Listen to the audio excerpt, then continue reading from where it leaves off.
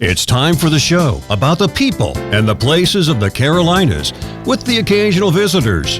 In addition to hosting the award-winning syndicated TV show Life in the Carolinas, Carl White writes a weekly syndicated column and now hosts this weekly show, the Life in the Carolinas podcast. Now you can hear the story about the stories. And now, here's your host, Carl White. Doug Mitchell, how are you? I'm doing great. Thank you, Carl. Oh, it's great to see you. We've known each other, I guess, Two, 3 years? 3 years? Yeah. Well, it was pre-COVID, so it started before COVID, maybe a year before COVID. That'd be so, and then we kind of went through that scenario, right? Yeah, so that'd be 3 BC. Yeah, 3 BC. That's right. Carl. Before COVID. Before COVID, yeah. Now we're post-COVID, so that's a good thing. Doug, I really wanted to have you on the show because of your life's journey and quite specifically on your work with history and culture. But before we get into all that, why don't you tell folks who you are and where you come from? Sure. I'm Doug Mitchell, come from State Road, North Carolina, but originally I was born in Ohio and spent 14 years up there, and then the rest, another 14 years down in Florida, and then up to here. And I'm married 40 years with the same beautiful bride, Leanne, and got 3 daughters and 7 grandkids. Wow. So you've been plentiful and multiplied the earth. Yes, we did. Right. That's a good thing. Well, let's talk about kind of that, the journey and what's brought you to the place that you are now where you have such an appreciation for history and heritage. I think it all began, there's certain key points or whatever in your life that you hit and you're not forced, but you do make a change, a different direction in life. And I was 16 at the time, and my granddad, had passed away, and we had to go to Ohio to settle up his estate and have an auction. And I remember it was during the whole 1776 bicentennial thing where you could buy all the little commemorative notes in the Declaration that all smelled like cedar and they looked old. Right. And everybody was buying that stuff. And my grandma, she said, the auction's going on. You need to go down the basement, get whatever's down there, take it out to the auction so they can sell it. And I said, okay. So me and my brother went down there, and we were taking out old tools and whatnot. And there was a framed document on the wall there. And I took a paintbrush because it was covered in coal dust, and I brushed the glass off, and it said, Thomas Frank Banks, and then there was a lot of blah, blah, blah, and scrolly writing, blah, blah, blah, and it ended up with Abraham Lincoln on the bottom. Wow. And I said, oh, my granddad, he suckered in for some of these bicentennial garbage, and I said, let's take it out. And it went out to auction, sold for $30, and then after the auction cleared and everybody went home, my grandma handed me a box of papers, and she said, I want you to have these. These are important. These are letters from your great-great-great-granddad to his wife during the Civil War. Wow. And I said, okay. And I was expecting, since I'm a Mitchell, it would have been a Mitchell, but it was a Banks, and his name was Thomas Frank Banks. And that document that went out to the netherworld. It was real? It was real.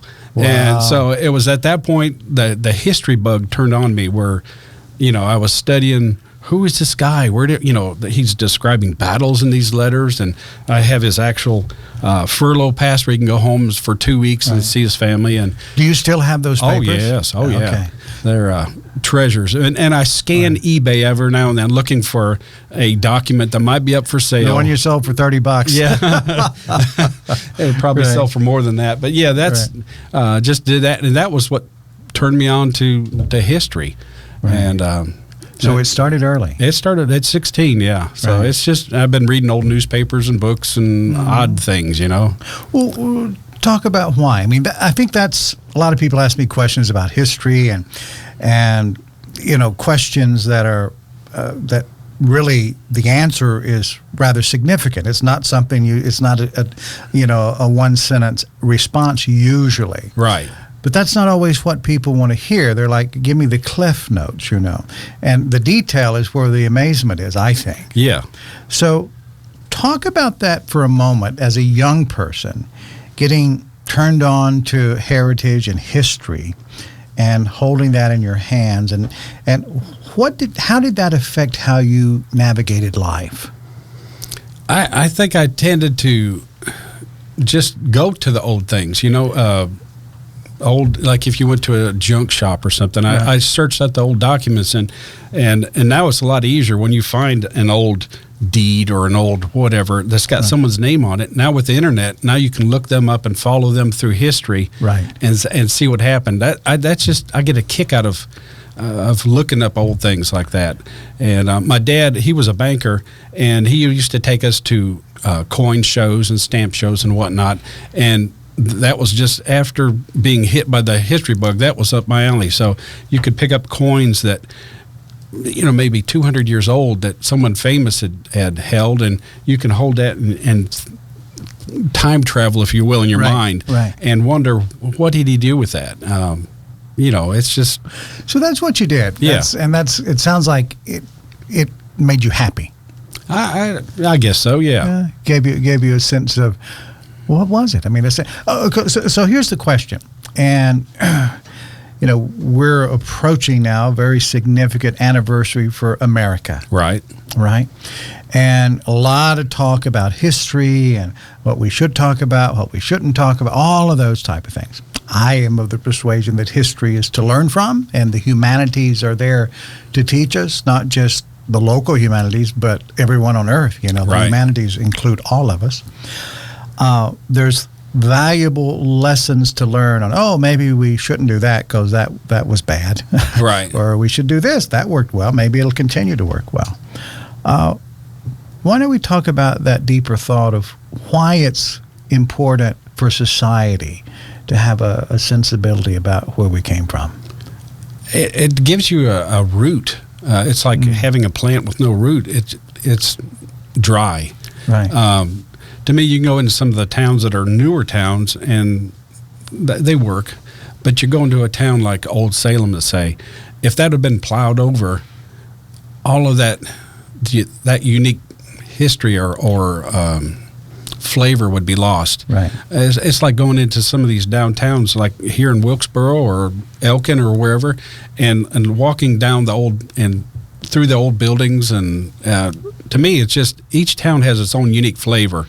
And to cover that up, I think that's a loss for everybody, because hopefully if the buildings are continued held on to, our grandkids and great grandkids will enjoy them. Do you think it gives us a sense of what hard work really was? Yeah. And the fact that people actually did the hard work, they survived, they had children, grandchildren, great-grandchildren, and here we are, Yep. right? Yep. So we look at the conveniences of what we have now. I mean, we're in a sound studio where it sounds great. It sounds it sounds professional because it is. Yeah. Right? But we're able to do this, and within, a short period of time, this will go into the edit bay, it'll be edited, and it'll be syndicated, and people can listen to it all over the world. Right. So that's the speed of a message. We could do it live, and the people could hear us live. But it's the idea that technology started not that long ago. Right. And here we are. So that journey of how we got here, there's a lot of power in that, right? About resiliency and how really the opportunity to live and grow is for everybody. Mm-hmm. There's, like you said, I guess, would you call Marconi Yeah. the inventor of radio? I mean, Yeah. that's not that long ago. No. Alexander Graham Bell and Elisha Gray with the telephones. I mean, Right. look what they are now. Was it Philo Farnsworth was his TV invention? Yes. It's just so many things, just not that long ago. And now look where they are now. Who knows what's going to happen in the next generation or two with technology. But, yeah, the ability to reach everybody is really neat. And history is not my history, although we each have our own individual Right, of histories. course. But there's a community history, a county history, a state, a country, and a world history that we all share. And it's available for all of us right Right. now. We can look at absolutely all of us, and I think that, and we have, close to 200 nations, right? yeah, And that's a lot of different cultural experiences. And, your wife, and she's up enjoying a cup of tea right now. Yes. And it was tea that I think it was a London blend, right? And we have blends from Charleston, right? But teas are real popular now. They always have been popular. Oh, yeah. It's funny when we say that teas are popular. They've always been popular. But she's able to sit there and taste culture. Yeah. Right? And what a wonderful thing that is. Mary Bowman was in not long ago. Yeah. And talking about cooking in the style of Rebecca Boone, right. In that time period. And we've done some work together on a Boone project and looking at the way that our frontiersmen had to do things then, different than now. Right. It's like, sure, there was a trail, but the trail was a path in the woods, right? Yeah. So they had to expand that. You were lucky if you got on a deer path, right? Yeah. Or a buffalo path. So it's a lot different, but you've been on an incredible journey. We followed you on social media as you've been uncovering these things in the water. Yeah. Right? Down in Elkin. Talk about that. Well, it was after one of the floods. Me and my grandson Gabe, we were down there, and we like to look around, and usually you find just little bits and pieces of whatnot. But we happened to pick up, in fact, I brought one. Oh, nice. Yeah, it's a piece of slag, which is the dross or the remnants of making iron ore, making iron. And this would have been 250 years old, roughly. Mm-hmm. David Allen set up a forge there.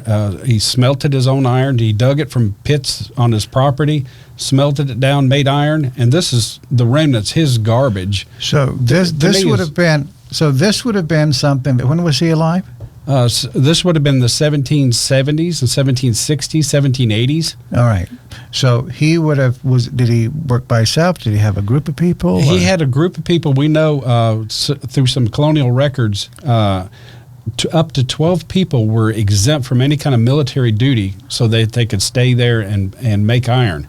Right. And he was making iron for the colonial militias, and he was making iron objects. We don't know because those records were either lost or what, but we know he's making iron stuff for the Moravians to build Old Salem. Okay. At that time, of course, it was Salem. It wasn't old yet. That's right. But he had a sawmill on site there. He was sawing the boards, floating them down the Yadkin.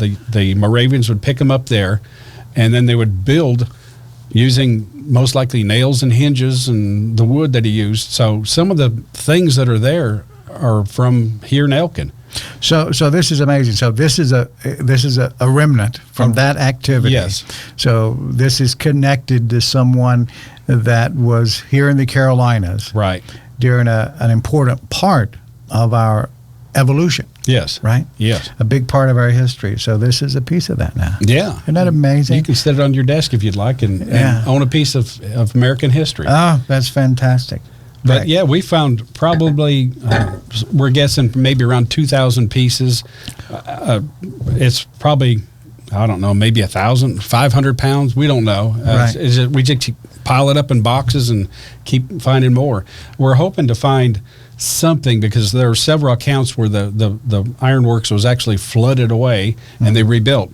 And so, we may get lucky and find some personal effects of David Allen. We don't know. Have you located any of his descendants yet? Oh, yeah. Yeah, we're in contact with one of them now, and I think she's in Georgia, I believe. Right. One of the guys on our team is actually talking with her. So tell me what that was like, that first contact. What was first contact That like? was pretty cool because, you read like if you George Washington, Thomas Jefferson or something, they're just a name in a book or name on a piece of paper. But when you can actually connect with a descendant from that person, oh sure, that is really cool. And like to me, when you hold something like that, that's something. He may have used the iron that came from the glob to make bayonets. We don't know. Wagon wheels. We don't know what he used them for. But it was, like I said, to further the American cause to give us independence. Right. So there's history there. Right. So I can tell in your eyes you're excited about this. Tell me about your grandson. How does he respond to this addiction you have. Right. He shares it because Right. when we first found the first couple pieces, it was like, okay, might have been in this area. And that was late November. And so he kept going, Dad, let's go back. Right. Let's jump in the river. I said, okay. So we jump in the river, and then we found more and more and more. Right. And there were several times it was snowing, and we were out in the river, and people were driving by and just looking, what are these nuts in the river doing? Right. Yeah, and then I think one time was 18 degrees. There was actually ice on some of the branches, and we're sticking our hands in the waters, pulling up pieces of slag, pieces of history. All right. So wait a minute. So were you concerned that it was going to be washed away or somehow? Exactly. Okay. Because I spoke to one guy in Elkin. He said he'd been looking for that spot for 20 years. Wow. And it was after this flood, which was, I think it was remnants of one of the hurricanes that had come through. Okay. And it churned all this stuff up from the bottom, exposed it, and I see. the next flood could take it all away. Right. Or bury it back up for another 200 years. And so the race was, let's save as much of this local history as we can before it's taken away again. And we can, hopefully, the idea is we're going to give it to schools, to museum, whoever would like to have it, so we can have it on display so people can learn from our past. And knowing that things were done with your hands, and there were people that made things. Yeah. Right? That's a pretty darn great idea. Yeah. I like that. That's great, Doug. So there you go. You've got I'll call this your passion project that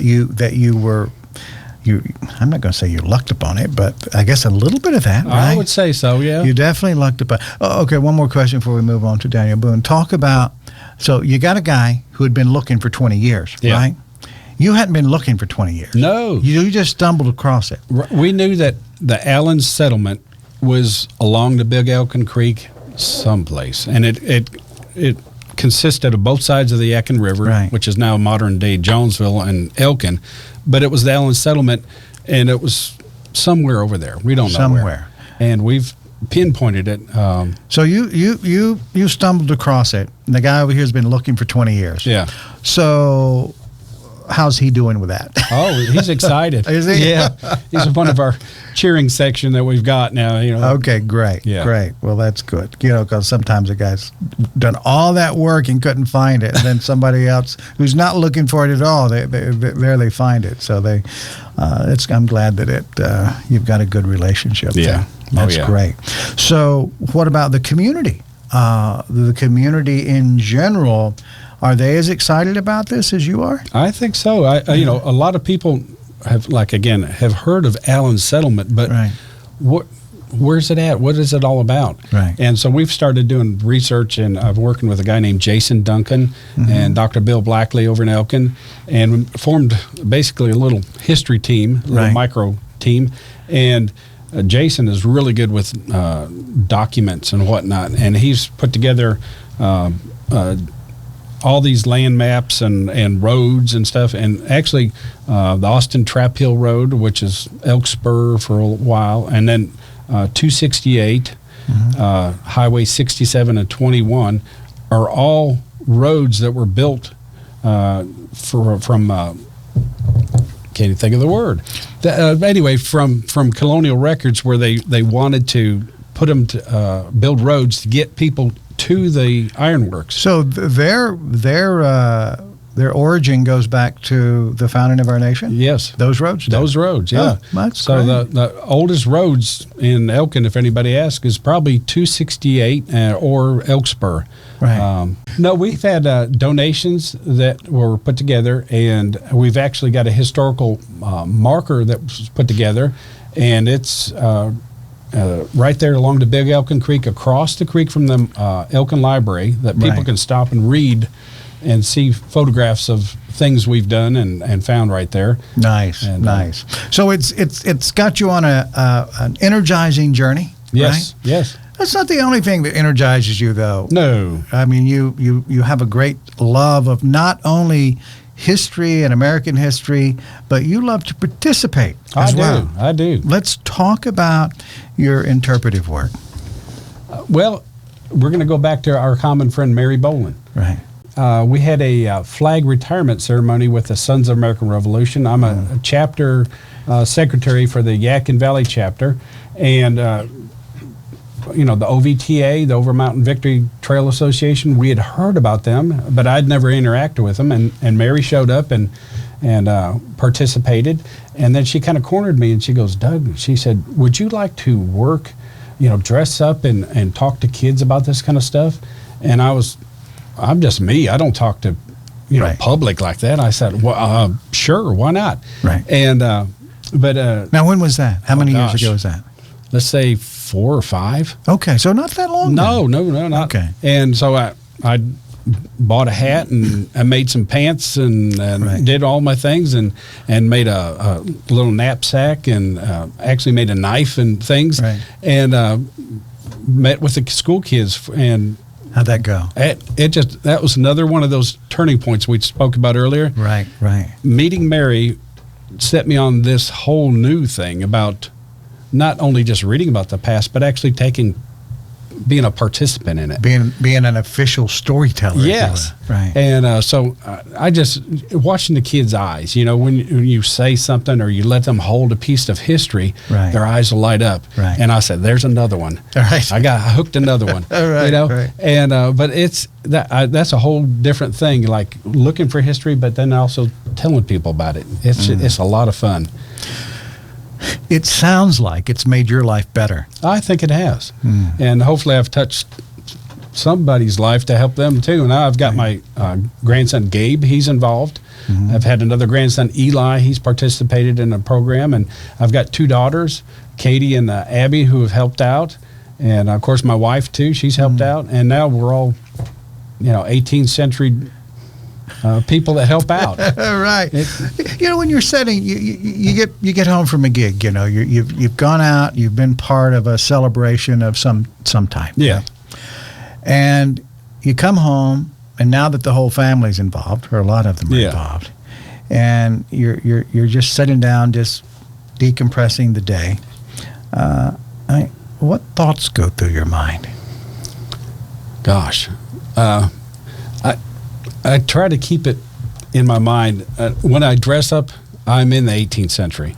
And so when I come home, I typically, that's just me, that's a weirdness that I have. Right. I'll typically hand wash my clothes and I hang them up on the clothesline. And it's kind of neat to see, breeches and waistcoats and old stockings and stuff hung up on the clothesline there, because it's another time travel thing. And then I'll clean up my either my flintlock pistol or my Brown Bess and clean them out. And it's just kind of neat, because the people would have done the same thing back then. So it's enjoyable. It really is, the whole aspect of it.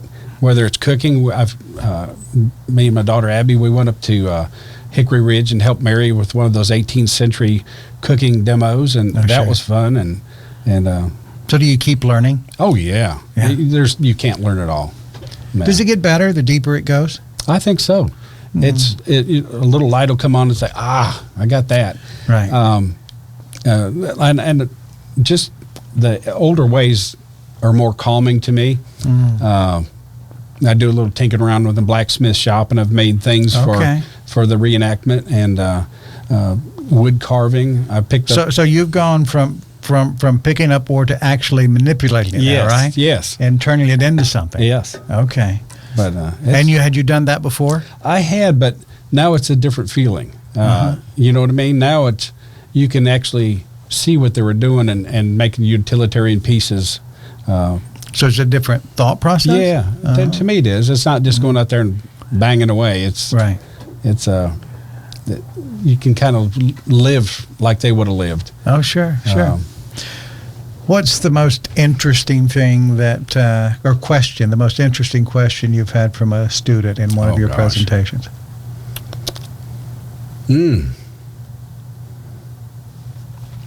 I don't know. Not that I carry around old money, but I'll have some of these old pennies.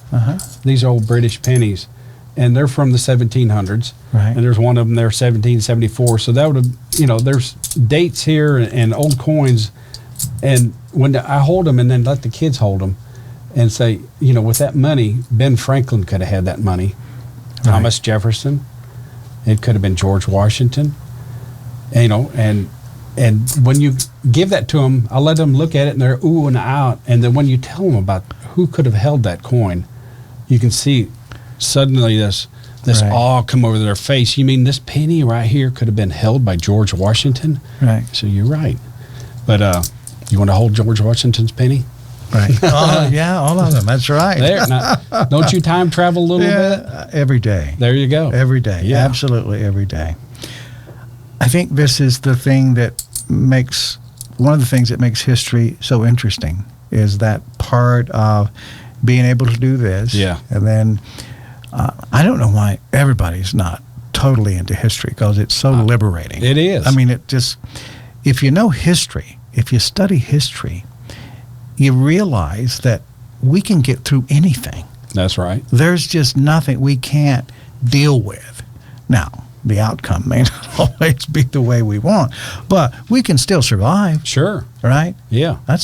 Does that give you comfort? It does, because like you said, if you look at the history, what we've been through as a common man, right, throughout the world. It doesn't matter if you were in England, Scotland, or Russia, or wherever.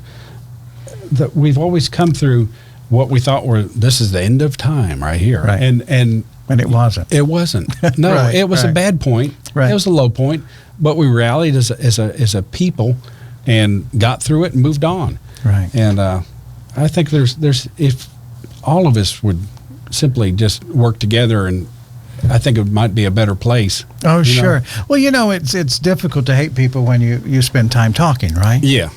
When you have an opportunity to do what you and I are doing now. Right. It's the darndest thing that this is very stressful for some people. Yeah. I love talking to people. I love hearing your story, your journey. What'd you think about that? How'd you feel? I ask that all the time because I'm curious. Yeah. I really want to know, because I know how things make me feel. Yeah. And it's not that I don't think it's being over sentimental at all. No. I think when we look at going back to the founding of our nation, and when Madison's working his way through those 200 books that Jefferson sent over on the different governments of the world, and trying to analyze, well, this worked, well, this didn't work, let's not do that, and just really dig in. He was looking at what people did, what worked, what didn't work, and they also had to think about how people would feel about it. Yeah. Right. I mean, there was a lot went into it, and that's what the Federalist Papers were all about. Now that we have a Constitution, now we got to convince everybody it's worth giving it a try. Give it a shot. Yeah. Right. So that was all driven by our feelings and emotions about things. Wow, that's pretty darn incredible. What's the future look like for Doug? What do you hope happens between, this 5-year mark? We'll just say it's 5 years. You've been into this history journey. What do you see 5-10 years from now? I hope to get more people educated. I hope to get more of my grandkids, because they're little, right. and I got a 9-year-old now. He's excited. He wants to get clothes and a hat. And I've got some of the stuff for him to wear, right. And little Jonah, and so he's going to be our next 18th century kid. Right. But I hope to travel a little bit with them too, we've been to Ireland, and when you say, wow, that coin came from the 1770s, around here that's old. Right. And that's right. You go to Ireland, and it's not old at all. No, some of the places we went to, right. Like they were from 450 AD, right. And it's like, what?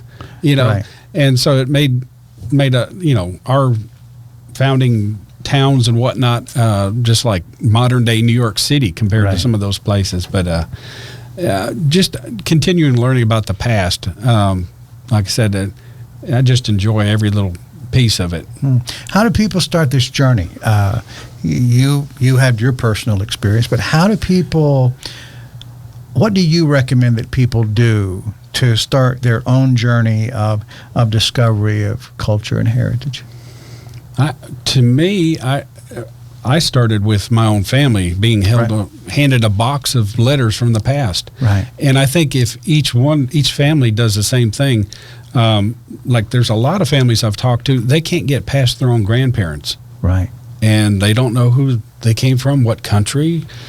We all came from someplace. Right. And to trace that back and to, know where you came from, I think is important.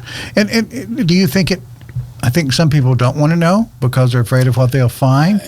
But isn't it good no matter what you find? That's right. It's history. Right. You can't call it back. You can't change it. Right. But you can learn from it.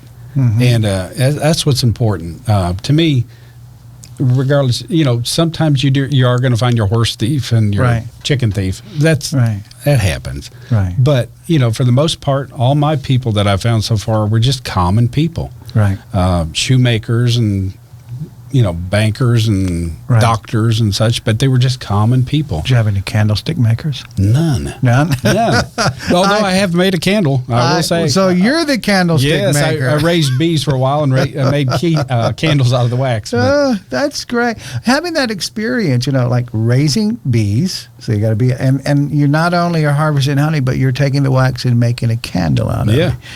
Did that happen before you even knew that was part of a historic way of doing things or a thing of the past? Probably wouldn't have entered my mind, to be honest with you. You were just doing it. Yeah. You were doing it because it was a craftsman thing to do. Yeah. Okay. Yeah. I get involved in odd things, like I said. I was at a farmer's market a couple of years ago, Doug, and there was one farmer that has great beehives, so I trust him. I know that he's not. There's no poison. I know that it's a reliable source, and they make candles from the hive. The wax. And you pick up the candles, and they just smell wonderful. They do. They're not flavored. There's no oils. Nothing wrong with that. That goes back thousands of years also. But in this case, it was just the honey. Right. And to smell that. It's a unique flavor, isn't it? Oh yeah, it's sweet. Yeah. It's something that when you burn that candle, you're having a little interspecies experience. Yeah. I think. That's pretty good, right? Yeah. So many things to learn if we just take time to do it. Take time. That's it. Get out and explore. I mean, there's places in this town that people have never, I didn't know that. Right. Why don't you know that? You were born and raised in this town. Right. Get out and explore, learn, touch things. Some of the bricks that are in the buildings downtown Elkin were made in a brick factory that was down there by the train tracks 100 years ago. Right. And to know that each brick would have been hand smudged into a form and then fired and then stacked and all this kind of stuff, that fascinates me. Yeah. Each brick was hand built to build these buildings. Such a wonderful thing to think about. You know, when we think about I think the idea of things being made by hand is coming to life again for a lot of people. Yeah, and a lot of younger people as well. So it's not I know quite a few young craftsmen, who are in their 20s and they're making their own soaps and all these sort of things. And many of them are making them for their family and they're making them to sell. Yeah. Just like they always have. That's right. That's why there was a candlestick maker, because the other guys made other things. Well, you had to get your candles from somewhere. Yeah, I love that. Well, Doug, how can people learn a little bit about some of your journey? I think aren't there some Facebook pages or? I'm just you got the Over Mountain Victory Trail Association page. Over the Mountain Victory Trail Association. Right, and. So that's part of what you're involved with. Right. And so you can learn from that. I'm on Facebook if you want to look me up. I'm just an average Joe that just Doug. Just Doug. Good old Doug, yeah. Good old Doug. Well, I tell you what, Doug, we've really enjoyed getting to know you over the brief years that we have gotten to know you, and really appreciated the commitment that you have to celebrate history, and the fact that you said that when you're talking about your grandkids And the fact that you said, we've got the clothes for them already. You didn't say costume. No. So it's not a costume. It's the period attire. You've got the clothes. And that means that you've kind of connected, right? Oh, yeah. Yeah. Yeah. And when they get excited, it's fun to watch them because they go from goofy kids to putting on their clothes. And then when they step out of the car and step onto the sod, wherever we're at, they change. They're in the 18th century again. Were you amazed the first time you saw that? I was.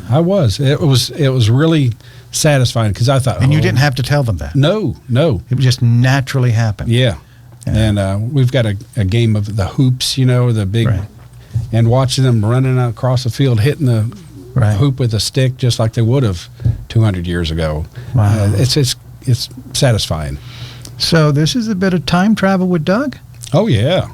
Yeah. Time travel with Doug. There you go. Slide you later. Well, Doug, it's certainly been good to have you on the show today. Wonderful, Carl. I appreciate the invite.